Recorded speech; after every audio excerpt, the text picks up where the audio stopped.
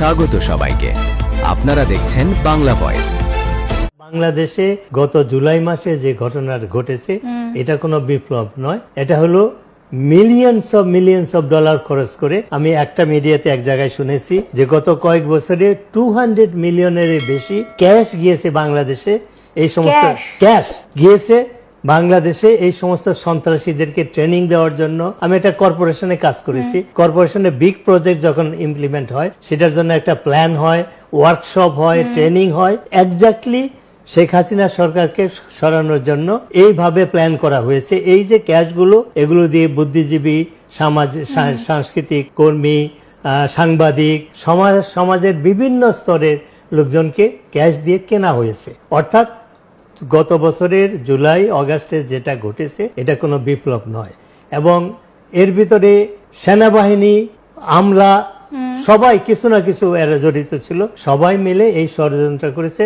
এবং এটা কিভাবে করেছে? একটা ক্যামোফ্লাজ অর্থাৎ প্রতারণার মাধ্যমে বলা হয়েছে যে শেখ হাসিনা সরকারকে সরানো হচ্ছে কারণ দুর্নীতি বা দুর্নীতির কারণে। কিন্তু আপনি দেখেন গত এক বছরে শেখ হাসিনার আমলে আপনি যদি আর্গুমেন্ট সেক সমস্ত দুর্নীতিগুলো অ্যাডাপ্ট করেন, এই এক বছরে শেখ হাসিনার 16 বছরের চাইতেও আরো হাজার গুণ হয়েছে। এখন কেন বিদেশিরা, আমেরিকারা শেখ হাসিনা সরকারকে কেন সরাতে চেয়েছিল? আপনি যেটা উল্লেখ করলেন যে সেন পার্টি নেই, আমেরিকার একটা প্ল্যানই আছে, বার্মা অ্যাক্ট।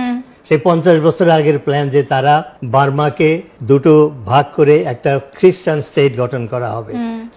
এবং এখন যেটা আমেরিকার মেইন প্রশ্ন সেটা হলো যে চায়না তাদের একটা কম্পিটিটর, তাদের প্রতিদ্বন্দ্বী। সে চায়নার অর্থনৈতিক ব্যাপারে চায়না সুপার পাওয়ার হতে যাচ্ছে, মিলিটারিলি তারা সুপার পাওয়ার হতে যাচ্ছে। কাজেই সাবকন্টিনেন্ট বা এশিয়াতে আমেরিকা মনে করে চায়না তাদের প্রতিদ্বন্দ্বী।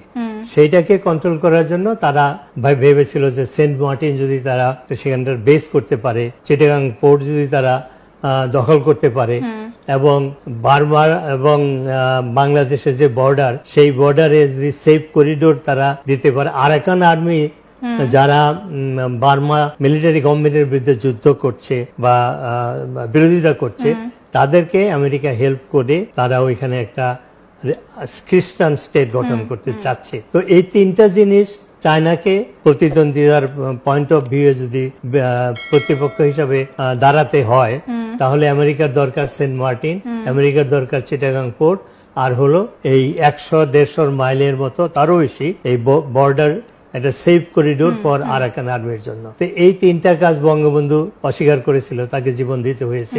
শেখ হাসিনা নিজে ইন্টারভিউয়ে বহুবার উল্লেখ করেছে যে আমাকে অফার দেওয়া হয়েছিল যে তুমি যদি এগুলো দাও তাহলে তুমি আজীবন ক্ষমতায় থাকতে পারবে। তিনি ব্লান্টলি সেটাকে অস্বীকার করেছেন।